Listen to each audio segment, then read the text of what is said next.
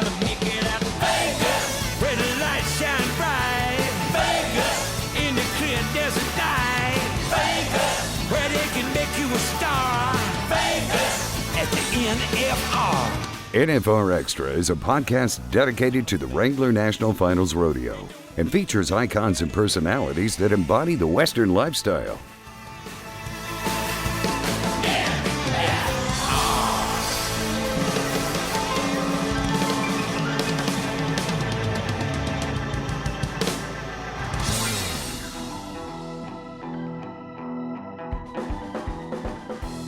I don't have like a big warm up or nothing, but like once I get on in the alley, like I put my head down and close my eyes and I literally just blank out. Like I don't tell myself nothing. And then it's like, okay, go do the job. But it's so hard to block that out. But it was kind of a cool mental challenge too at the same time to know what's at stake and I literally told myself, be dumb. Don't think about it. Like just do it.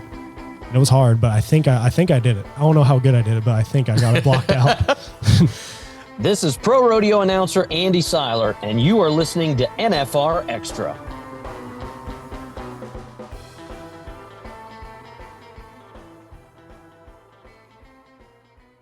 We are starting off with Tucker Allen, world champion steer wrestler. And Tuck, I really am interested in your other career before we talk about gold buckles and everything else. But you and I have had this conversation, but we haven't had it on a recorded podcast. So I want to share it with everyone else, how you got started as a stuntman.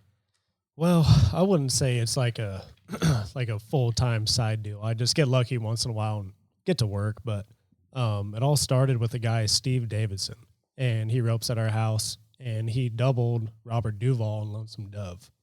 And he's kind of the guy who got me started. But the reason I got to work in the first place is, do you know the Forsbergs out in California? Yeah. They rodeo and they supply a lot of horses for like the movies and stuff. Me and my older brother would go and like wrangle. So pretty much you show up, take care of the horses on set. And we did that for like Deadwood, Westworld and stuff. Pretty much we were glorified background. Like we'd ride from a wagon to the side of the street. Mm-hmm. You couldn't tell it was us, but long days and stuff. Well, we worked in that enough to where we could buy our union card, our SAG card. And I ended up buying it just because I was eligible and it was pretty expensive. And I was like, well, this might not work. But once I kind of knew Steve was doing stunts, I knew he was a badass, but I didn't know to like what extent. And I told him, I'm like, hey, I got my card. Like, I don't know what I'm doing, but if you ever need me to do a stunt or something, like, I'll do it. And he was like, I don't know. You're kind of just a rodeo guy. Like, which I don't blame him because sure. Like, those guys are like professionals. Yeah. And luckily, he got me to do a job on a show called Station 19. And it was a Grey's Anatomy spinoff. And I doubled one of the actors. And my first job was I had to go on an ice rink. There was like a Zamboni that was on fire, and we were rescuing it. And I was the first guy on the ice, and I was supposed to slip and like land on the back of my head. And I did that like 5 or 6 times. And it was simple. It was like literally walk out, slip, hit on your back. I might have been more nervous than that than like running my 10th round steer. I was shaking so bad. And like, it was such an adrenaline rush. And I was kind of hooked after that. And luckily I'd been around kind of the camera stuff. So I kind of knew the dynamic of it. Cause you kind of got to know how a set works when you're like doing a stunt and stuff and just the timing and stuff like that.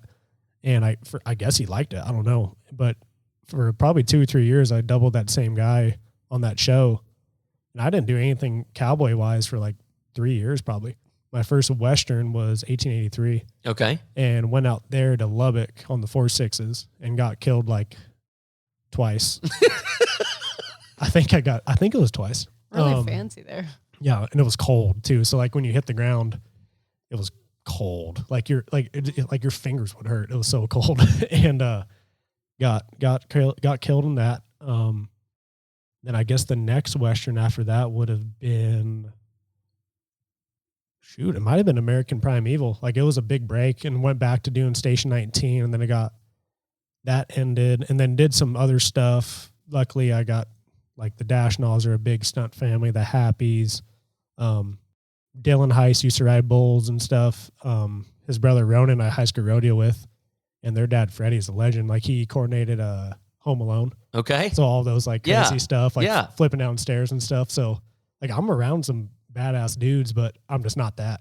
But like they would get me a job here, they would get me a job there. But it was always like I rodeoed, so I never could go all in. And so I've never done like that cool stuff. Like those guys have done cool stuff, but I've gone to do a little bit here and there. But there's way more that goes into it than people realize. I mean, Oh, how yeah. you fall, Mhm. and you were talking about camera placement. So, Nashville 911, they filmed that right after the rodeo last Yep. year. And the one thing that I didn't understand first, it takes them a while to get everything set up, but there's a lot of standing around. Oh my God. It's worse than rodeo. You are Yeah. you are literally there, and I'm watching him film all these scenes, and the 5 seconds I was on camera, I was there till 4 a.m, Yep. and they shot the scene like 4 or 5 different times, and I'm like, man, alive, I sat here for Yeah. 6 hours. And then when they put it up, it's going to be on for 30 seconds. Yeah. But it takes that much to get it, and they spend so much money. Yeah, Dario and Jordan were the ones roping in that. Yeah. Because I was up in Nashville, and they're like, "Hey, come stay. We're working." But I think I had to fly out or something. Oh my gosh. Yeah. When we got done, I think I got back to my hotel room. It was 5:30 in the morning, and then my flight was like 8 o'clock, and Yeah. I was cooked. But So speaking of the camera placement thing, so like the hardest one I've had to do, it wasn't even like danger wise, it was not dangerous at all, but it was on American Primeval, and essentially we were the guys attacking a wagon train. okay. And I had to jump off a horse and pretty much kill a father and son. Usually it's the other way around. I get killed. So I was the one doing the killing. Well, I was like, dang, I've never done this. But I had to time it because they were shooting like kind of facing over here towards a bunch of other action. And I had to wait till the camera faced the father and son because they're running too. Then I had to hit them on a mark. Mind you, while I'm doing all this, I'm wearing a bag over my head because we were like white guys with the Raider, with the Raiders, Yeah. and they wanted to show Peter Berg was the director. And how I got this part, I don't really know. It was not an acting part, but this is probably the most acting I've done. Jeff Dashnell was the coordinator, and he asked me, say, "Hey, someone told me you throw up pretty easy." And I was like, "I throw up extremely easy, yeah. Like everything makes me throw up." He's like, "Perfect. We got a little part for you." I'm like, "Okay." So they wanted me to throw up in disgust at what I just done. So I kill his father and son. And when I do, they wanted me to like look at the kid. I'm like, "Oh no, I just killed a kid." Like no words, but they wanted me to like react and like, "Oh my God, what did I do?" And then throw up. So I had to have a mouthful of oatmeal. And so like I'm sitting behind camera and like we're kind of rehearsing. I got the bag on, but no oatmeal. So like when the director's talking to me, like he's like, "Hey, you good?" I'm like, yeah, I'm good. And I'm talking to Jeff and JJ, the coordinators, and we're talking it through. And like we probably have like cameras are rolling, but you've seen it. It takes like 5 minutes once cameras rolling to actually say action. And this dude comes up, he's like, "Hey, I got your oatmeal." I'm like, "Oh, I'm good. I'll just wait." No, you have to take it right now. And I'm like, "Well, like we got to say, nope, you have to take the oatmeal right now." I'm like, oh. So I take a mouthful of oatmeal and it's like 10 minutes. Yeah. So I got Starts expanding. soggy, cold, not even cinnamon or strawberry, Plain. oatmeal. And now I'm like Oats. really trying not to throw up. I'm like, and I'm sitting there and I have a bag on my head so no one can see that I have oatmeal in my mouth. And Peter Berg, the director, looks at me and he's like, "Hey, you ready? Ready to do this?" I'm like, He's like, "You ready?" I'm like, And he's like, "Is there an issue?" I'm like, And the JJ is like, "He has the oatmeal." He's like, "Oh, sorry." And I'm like, I'm like, at this point, I'm starting to swallow the oatmeal, so I am gagging. Anyways, we do the deal. Luckily, it was a one take. It worked out great, mostly because Jimmy, and it was actually JJ's son, was playing the son. They're great, and they made it easy for me to hit him on their mark, hit the dad in the head, shoot him in the head.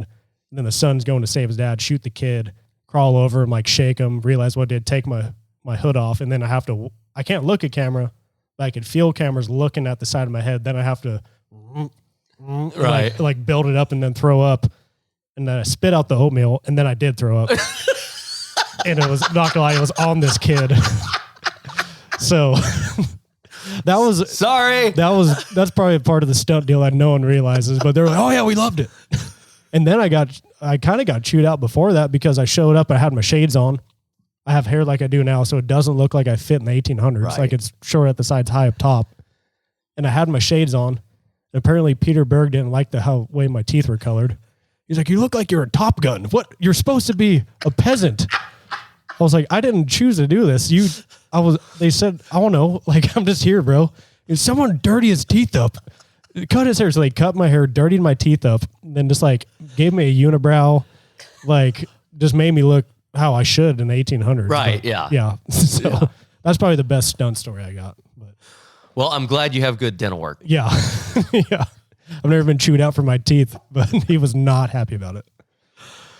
Oh, what a great story. All right. Now back to rodeo. Okay. So how, are you part of a rodeo family, or how did you get involved? Not like rodeo per se, but like always around horses. My mom showed rein cow horses, and my dad he's ran this same thoroughbred ranch for like 26 years. It's called Tommytown Thoroughbreds. Used to be in San Ynez, but now the whole operation moved to Kentucky. But I've been around thoroughbreds my whole life. We'd grew up going to the tracks in Santa Anita, Del Mar. My dad was always tight with those guys. And so it was kind of cool to see that side of, not the Western world, but I mean, it's horses. But then my mom, that's how my mom and dad met, is my mom used to ride horses on the track. And then she started showing rein cow horses and roping and stuff. So I grew up going to the races, the cow horse shows, ropings. So like I didn't rodeo growing up, but I was always around it. Could rope, could ride, but didn't care for it. My oldest brother, Jimmy Dean, me and him have a different dad, but same mom. He was like a child prodigy, like roped so good. He got to about 13. He could care less. He started riding dirt bikes, and so did I, because big brother did it. So I wanted to do it. So didn't care for it. But then mom married Ted Robinson, and he's kind of a legend in the cow horse deal. And that's when I kind of started to get back into it. I was probably 13, but I didn't rodeo till I was a sophomore in high school.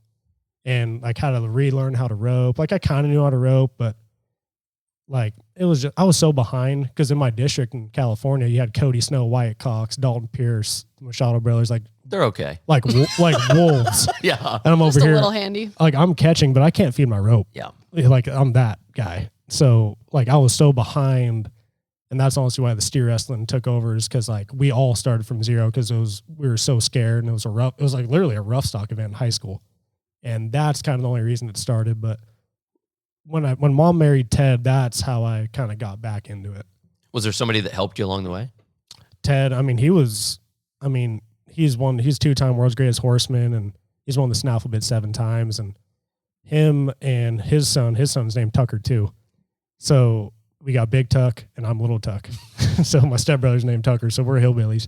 But anyways, Big Tuck and Luke Branquinho were pretty tight. So that's how I kind of started going to Luke when I was like 14, turning 15 maybe. And I jumped my first year at Luke's, and then Luke took over from over there and taught me pretty much everything I know about bulldogging. Well, something that I really like about steer wrestling today, and I know you travel some with Justin, Mm-hmm. the horsepower is so much better than it used to be. Yeah. And I think the horsemanship is also better. Mm-hmm. You know, that guys aren't just crawling on something and rolling off anymore. Yeah. I mean, Putting an O-ring in their mouth and doing it. I mean, they're talking to barrel racers and different team ropers about, hey, what do you like about this line of breeding? Mm-hmm. And, you know, it used to be that, hey, well, the steer wrestling horse of the year, it was one of the few that was registered. And Yeah. now when you look at these bloodlines, there's a lot of them that are similar, or, hey, this offshoot works better for steer wrestling. They've got cow, but they're not afraid to run by. Yep. And same thing with the Hazen horses. Mm-hmm. It's a totally different aspect of steer wrestling today. Well, and with that, how do you feel your history comes into play here? Because you have quite the coverage outside of the Western world when it comes to horse breeding. Yeah. I mean, I've seen every different aspect of like horse bloodlines through the thoroughbred stuff and all that. And now, to me, bulldogging horses now are more race bred. They're coming off the track. They're kind of thinner boned, but they're more race horses, have less cow. But then, because back in the day, cattle were bigger, they didn't need to run as fast. So they're a lot more cow bred, kind of more, stouter, stockier built horses, kind of like calf horses now. But it wasn't a racehorse contest. But now cattle are smaller, and they're kind of like deer, like they're running fast. So now it's kind of more of a racehorse game. and you're kind of seeing more horses off the track, thinner built. Like Banker, he's kind of the perfect mix. Justin's horse, he's off the track, thinner built, but he still has cow. I mean, naturally, you could put your hand down if you're like when we'd haze on him, you'd put your hand straight down, he'd get right up there to their shoulder. He's just so cowy, and it's kind of. He started as a hazing horse? Oh yeah, we hazed Okay. on Banker he bought him off of Britt Williams, probably 2024. We rode him at the finals. Beginning of 23, we started hazing on him. We hazed on him all throughout that year. I cow milked on him at St. Paul. I want to say that. A lot of people don't know that. I won the perf cow milking on Banker. So I don't know if any horse has won the average in the world and a cow milking. Touche. Maybe back in the 60s. That's probably pretty common. But nowadays, I don't know. But another crazy thing about Banker, Justin put the first jump on him in March of 24. That was his first jump. And we made the finals on him in December. Like, that's how fast the turnaround was. Like, that's crazy. But he's just a freak. I was just fixing to say you the same thing. can't. Yeah, you can't compare him to like any other horses. But he's the perfect mix of cow, but off the track and got the run. And he's just a freak. How do you? And this is going to sound like a dumb question, but I've obviously never trained one. But what is the process of training a steer wrestling horse? Because every animal, there is a sense of rate, even humans, right? I mean, you have personal space. You get close enough to someone, you kind of back off. Yeah. But what is it that, I don't know, that you find in a horse or you feel when you're riding them that, hey, I think he'd make a good one and he's going to run by and do the job? Well, I think bulldogging kind of gets a bad rap in that sometimes we get hand-me-down horses where it's like, oh, this one's strong in the head and he's strong roping calves. But I've also seen it, like me and Justin can test it, can say this too, like we've had strong head horses and kicked them by in bulldog for 3-4 days. And the 5th day, they don't want to run by one. Then they're fixed heading. Like they're recoil back. Yeah. Perfect. Never mind. Because they kind of decide like, oh, I don't want to do that. Like I was just getting pulled on. I was being strong. And to me, if you can find a horse that doesn't have a hole, like a lot of times like, oh, he's this, he's that. If you just get a good horse and make him a bulldogging horse, he'll make. So, I mean, it doesn't matter what his background is. But personally, like all the success I've had of making and selling a horse is like you start hazing on them, at least get them used to that. Because it's less pressure. I mean, you don't have to have them loaded up. If your guy's not going to nod, you can ride forward, reset. And they still have to ride by, but it's not wide open. So you're not getting their blood pumping. You get them just used to it, and then you switch them over. That's kind of, and if you have the time, that's the best thing to do. And you kind of run into less like getting box problems and stuff like that. But I think if you just start slow and just try to keep the pressure off, and if they're good at something else, it's going to be so easy. A good horse is a good horse. Yep. Why you see bulldogging horses get bad is because they were bad at something else, and there's a hole, so they know they can get away with something.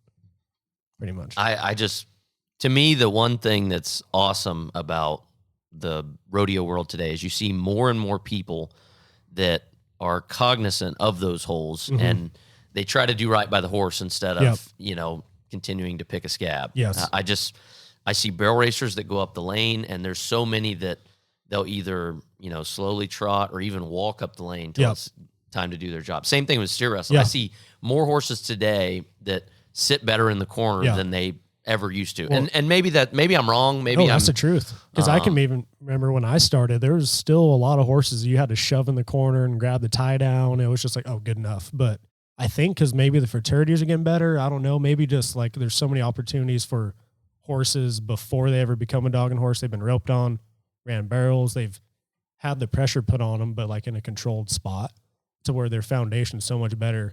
Where I think before it was just kind of like, this horse is strong. Let's go to a rodeo. Yep. But now there's so much money and so much buildup to the fraternities, the barrel races, the local jackpots. Like they're more seasoned, I think, when they get somewhere and there's less blow-ups. I think you could almost add that to the people side of it, right? Like, yeah, probably. We have so much more access to knowledge about horses now if you do want to get involved versus 20 years ago. If you wanted to ride horses, it was, hey, I know someone who knows someone, and you go ride and you hope you get a good trainer. And like, old Joe Bob's uncle knows how to ride a horse. Like, you know what I mean? But now it's like, like you said, like you can look up like Bob Avila colt starting videos or Clint Anderson or something, or just there's so much access to like information where, like you said, back in the day, it was just do it. Whoever your neighbor was, hope it's hope he knows what he's talking champion, about. Cause and you talked about bankers cross-pollination. There are so many barrel racers that are like, hey, I'm sending him to go get healed on. I'm sending him to go get team rope, like head on him. Do something else because, he's in his own head, turning the second barrel. So back him in the corner and let's go run some steers. And I've heard multiple people doing that, whether they have a guy or they're married to someone that ropes and they're just like, nope, you take him. I know Sherry's done the same thing with Corey Petska, and it's, I'm like you. A good horse is a good horse. And if he can do one job, he can probably do more than one job, and I think that makes him better all the way around too. For sure. Well, and so like kind of reverse that. Justin's got a little gray mare that she'll get a little hot in the corner, but I mean, she could bulldog at the NFR. Like she's that caliber, but she's young. She hasn't seen much. So if she gets a little hot, he'll be like, hey, Katie, go breakaway on this horse and just change it up. Get her mind different. You know what I mean? So like you said, there's different routes to do it. Let's take a quick pause, and we'll be right back. It's Vegas. It's the National Finals Rodeo. It's a December tradition that features the greatest moments on the dirt and a 24/7 citywide party. The NFR experience has been called legendary. It brings together the best cowboys, barrel racers, and stock against a neon backdrop with gold buckles to pursue and memories to be made. There's nothing like it, and there's more on the way in 2026. The NFR in Vegas, where every moment is legendary.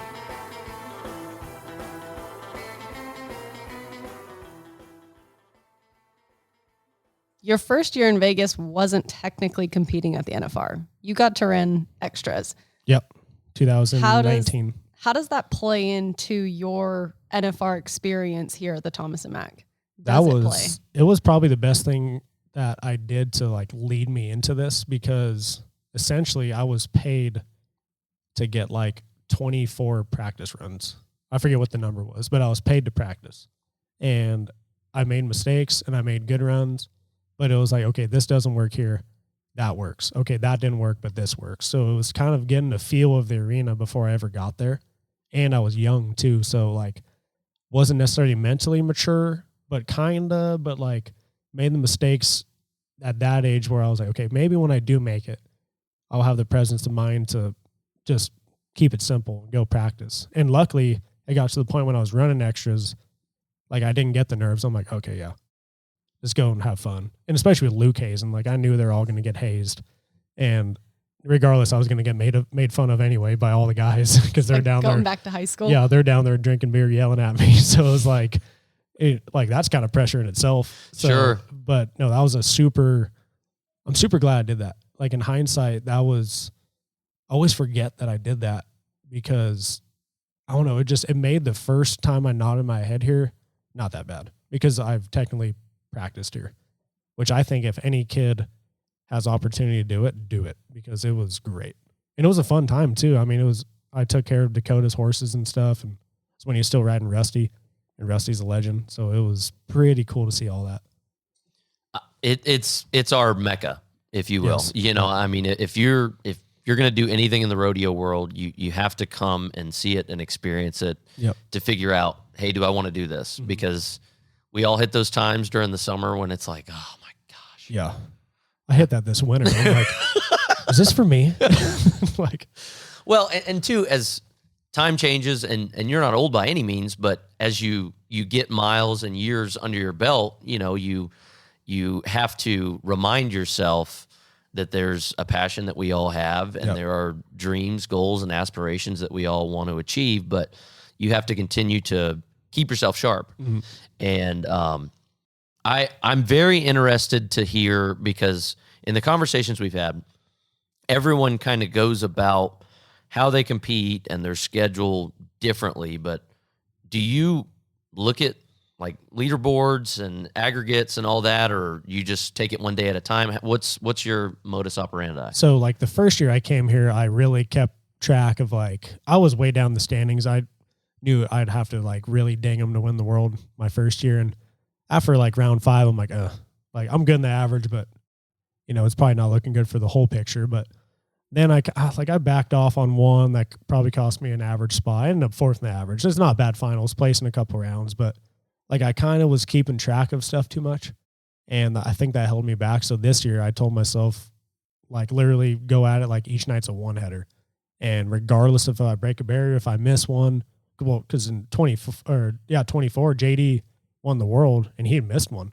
So that's just proof that you can do it. So I told myself, like, be willing to risk it and win big or lose big, because I'd rather like lose big than not even try.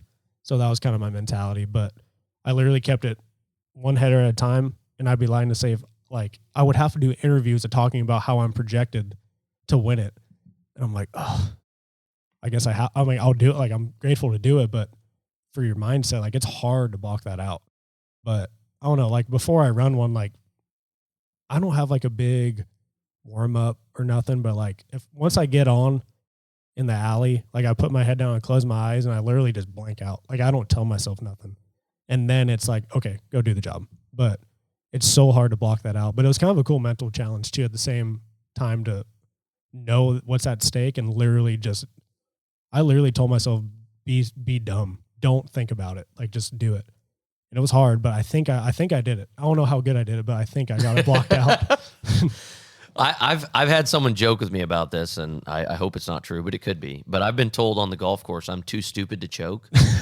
But that kind of mindset, no, that's kind of a thing. You have to kind of lean into it, because in certain moments you can make them too big to where, like for announcing, I don't ever stare at the crowd. Mm-hmm. Like, I'll pick spots to look at.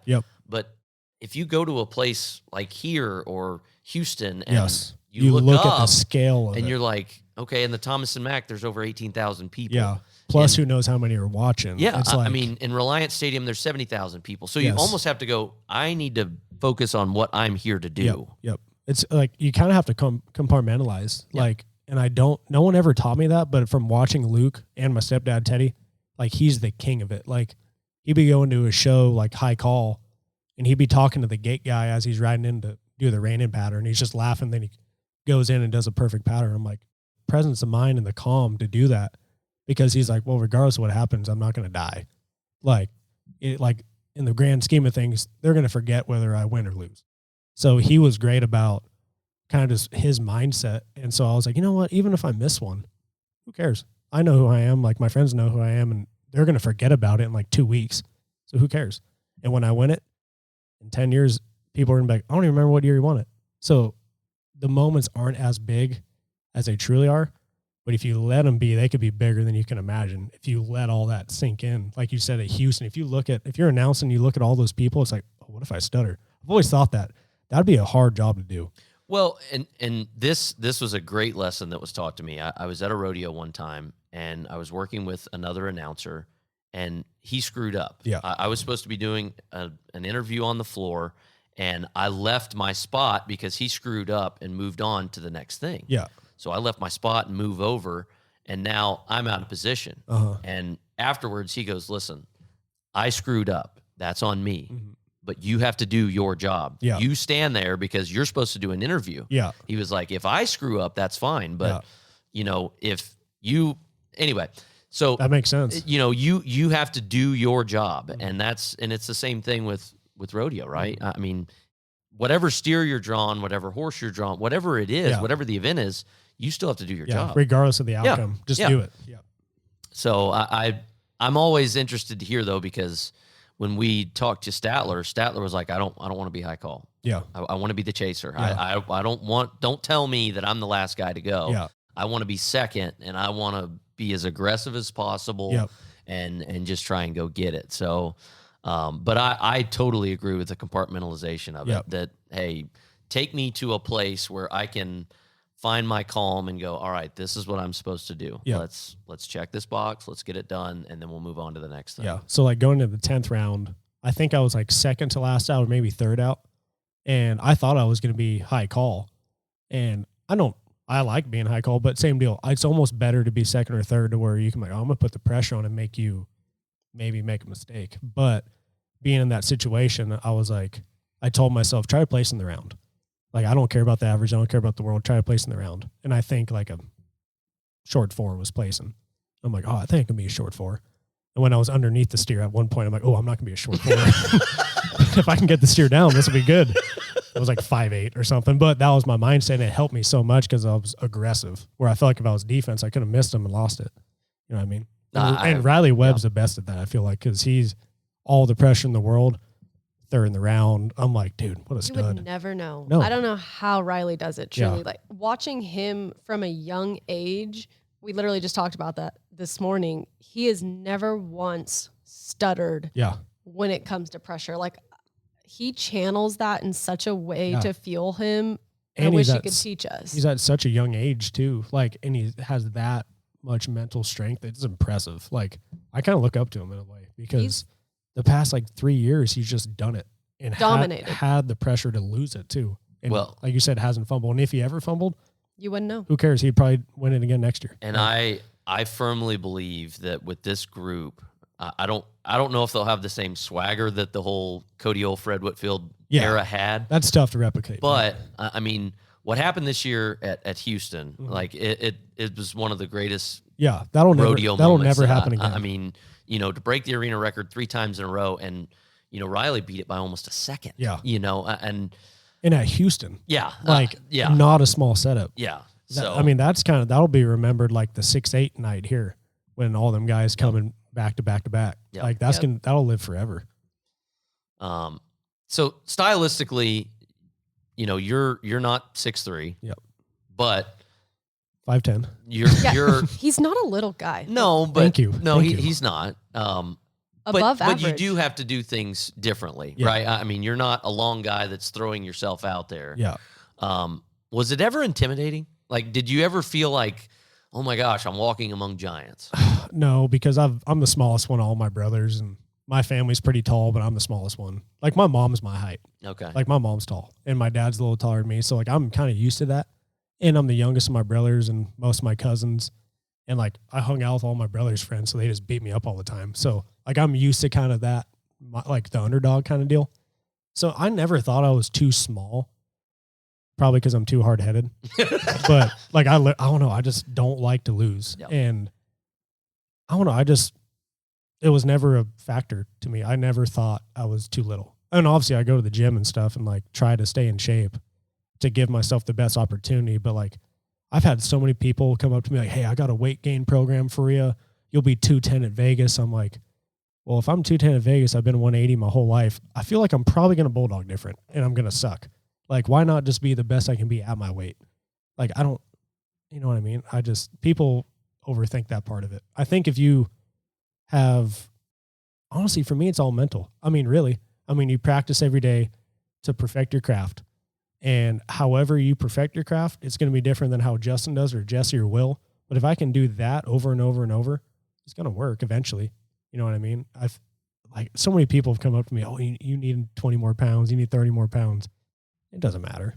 Well, and when you look at today's cattle, they're not, they're not the big Hereford crosses that are weighing 850, you know, more often than not. And there may be a few older cattle just because of the border situation, but they usually handle fairly well. I mean, and even to be a little guy, like you can bulldog big steers. It's almost not easier, but like you can do more to a big steer because they're so gentle. Like John W. won the world, and he literally told me he's never been over 185, and he was 6 foot, and he won the world in 84, and those were like dinosaurs. Those things were huge. Literally. So it's like if he did it, why not now? And then Sid, Rocker's dad, like he was yoked out, but he might be shorter than me. And he was throwing big steers, but he also has arms that are the size of my head.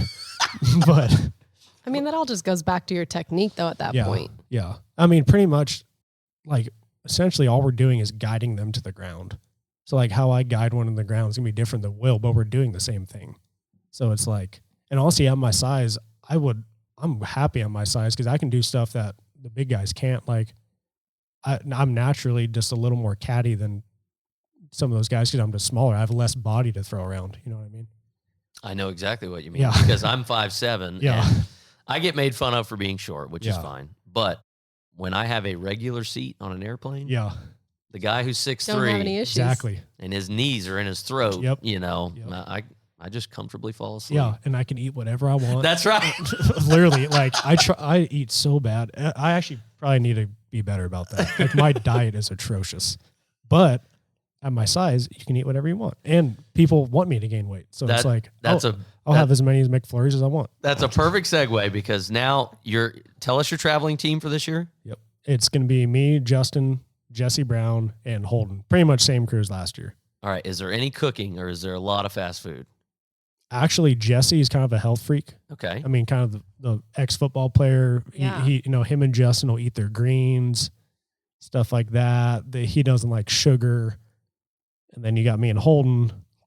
I'm running on a 8-ounce Red Bull. Yes, Slim Jim. Yeah.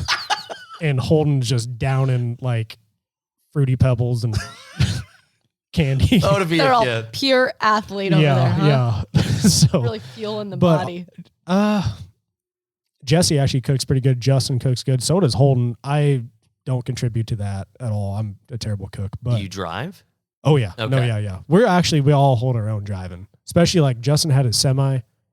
Kind of actually me and Justin probably drove more than the rest, but it wasn't by design. It just kind of happened because he had a super big rig and he had his family. So I think he was like, either I'm going to drive or you're going to drive just because you're used to driving with my family in the rig. It's just safety reasons. And Holden and Jesse did too. Understandable. But it kind of just a comfort thing. But no, we all kind of hold our own. Actually, like everyone would talk about how Luke didn't drive. The last time we rodeoed, all he did was drive. Like Luke was a driving sucker. So people can hear it right here. He drove. I don't think Tyler Wagasback is much of a... I've heard that.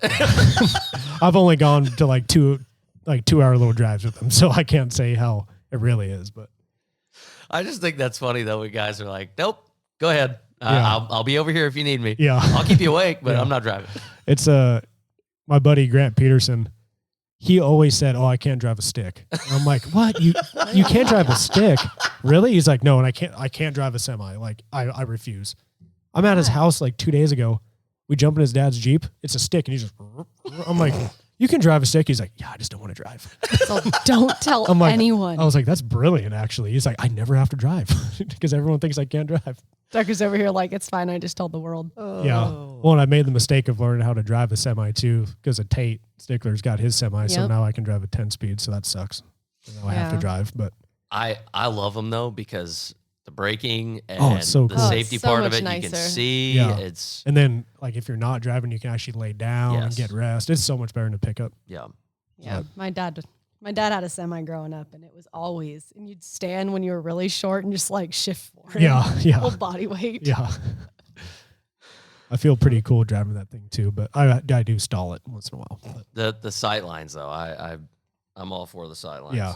Okay. Before we wrap up, though, I think you need to highlight what was the moment like when you became the world champion there at the Thomas and Mack. Like in the arena. Yep. When you realized it was yours. Once I kind of like waved at my family in the stands, I was like, damn, I think I just did it. And then I walked over to, or Jesse was in the arena and I was walking out. He high-fived me, gave me a hug, and I was like, did I do it? He's like, yeah. What? Like, he thought that was such a dumb question. I'm like, well, I blocked all of it out. Yeah. And then I was like, I don't know. It was just, it didn't really hit me until like I started hugging everyone was giving me hugs, and like Will's fixing to be up and he like reaches down, high fives me, pats me in the back. I was like, I just did it. Like, it was so cool. It wasn't like emotionally, I wasn't feeling anything, but it was such a sigh of relief. And then once I did the interview with Katie, then I was like, whoa. And then I met Luke in the hallway, and then it hit me. So that was pretty dang cool. Yeah, I don't cry ever. And I cried because he was crying. He cried first, but that was pretty cool. As long as you didn't throw up. I did not throw up. It was a happy throw up. No oatmeal. Here's some oatmeal. Yeah. We even brought you brown sugar and cinnamon. Yeah, it's flavored. Oh. Well, congratulations, Tuck, and we look forward to seeing you back in Vegas, and hopefully we get to do this again because that means you've won another gold buckle. Hopefully. I love doing this stuff with you guys. Thank you. I appreciate it. Thanks for joining us. You bet. Want to experience more of the NFR? Then visit NFRExperience.com, and we invite you to subscribe to NFR Extra on Apple Podcast, Spotify, iHeartRadio, and wherever you're listening right now. If you like what you've heard on NFR Extra, we would love it if you gave us a 5-star rating and tell your friends how to subscribe.